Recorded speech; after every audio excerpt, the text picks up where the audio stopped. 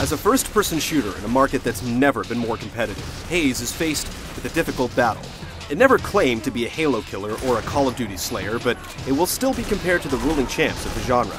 Haze also faces hype-fueled expectations, partly the result of a development legacy that traces back to GoldenEye for the N64. It also carries the burden of being a PlayStation 3 exclusive that's being pumped up as a big release. Haze is in for a tough fight, and you should expect a few casualties. I don't know about you boys, but I'm in the mood for a medal. Roll hard, baby! Go, go, go!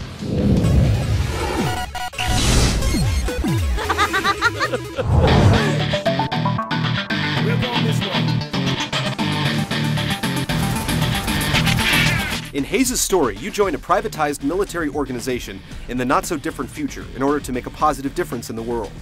Instead, you find yourself participating in a drug-fueled macho power fantasy alongside a bunch of cold-blooded frat boy jerks. I am so ready to liberate some natives! Hell yeah! Boosh! Since it's clear the corporate-controlled Mantle Troopers are the evil bad guys with no redeeming qualities whatsoever, you'll switch sides to join up with the soulful and passionate Latin revolutionaries led by an absolute saint of an old man. What have you heard? That I eat people? That I wear their skins as a coat? You like it? 100% cotton. You don't have a choice in the matter, no matter how much you shake your head during the otherwise non-interactive cutscenes. Your only choice is to sit back and absorb a story with all the depth and subtlety of your typical Saturday morning cartoon.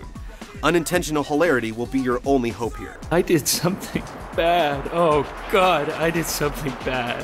When you do regain control, it's time to say no to drugs and start shooting bad guys. There is some enjoyment in shooting the bad guys, at least. Boosh!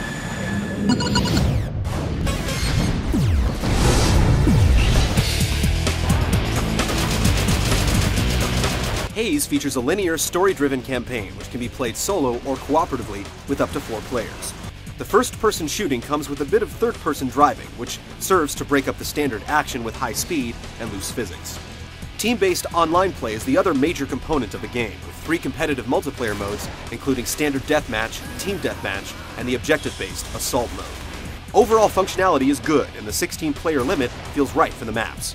Empty spaces can be filled with computer-controlled bots, which is also a plus.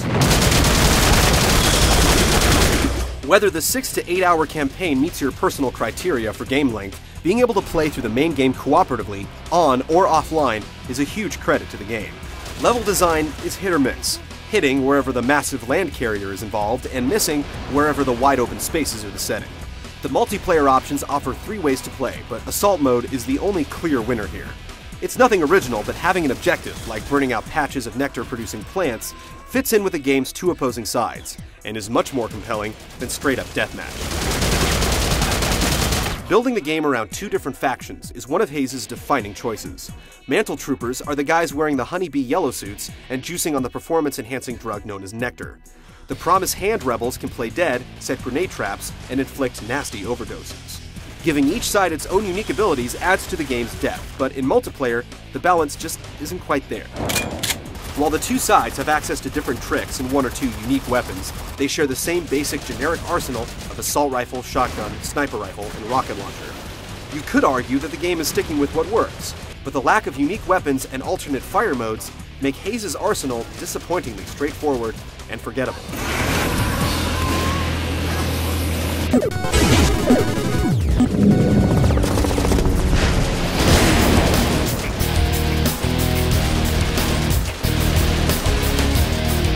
On a basic level, Haze plays pretty much by the book. You can crouch, zoom in with your weapon, chuck a grenade, bunny hop, and whack a guy with a melee attack. Apart from instances where you're clearly supposed to be using a vehicle, the game is largely focused on man-to-man combat. Either faction's assault rifle will get you through almost any situation. Sniper rifles and shotguns are regularly available to spice things up, and different enemy types will have varying levels of armor and different types of weaponry. Playing for the Mantle side, you'll definitely notice that Nectar makes your enemies easily visible, helps you aim, and puts some extra punch into your melee attack. You squeeze the left trigger to dose yourself up, and killing rebels during your high rewards you with more Nectar. If a trooper overdoses thanks to getting shot in the back or walking through a Nectar grenade, he'll turn red, lose control of his trigger finger, and be unable to tell allies and enemies apart. Strangely, you'll appreciate the effect more when it happens to you.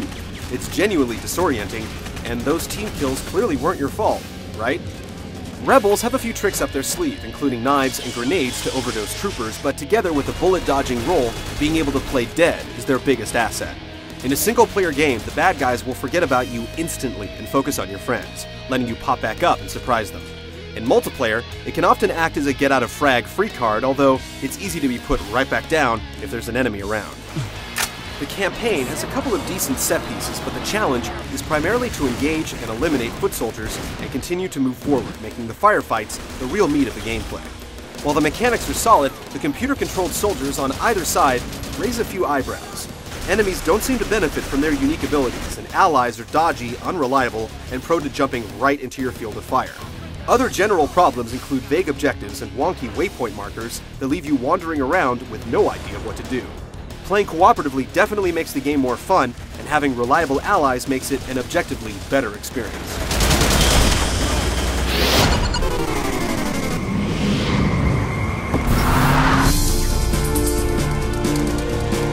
It would be reasonable for players to expect Haze to show off the visual capabilities of the PlayStation 3, considering it's only been built for the console. These players will be disappointed, as Haze suffers from technical issues, ugly textures, and a poor story made worse by melodramatic acting and endlessly repeating voice clips. Remember your promise to Merino! Remember your promise to Merino! These surface issues don't have a negative impact on gameplay in the strictest sense, but the game's presentation makes it very difficult to take the action or story seriously. Players are used to much better, and your expectations on what the current generation of games should look like could easily hurt your enjoyment of the game. Come on, man. We've got ass-kicking to do.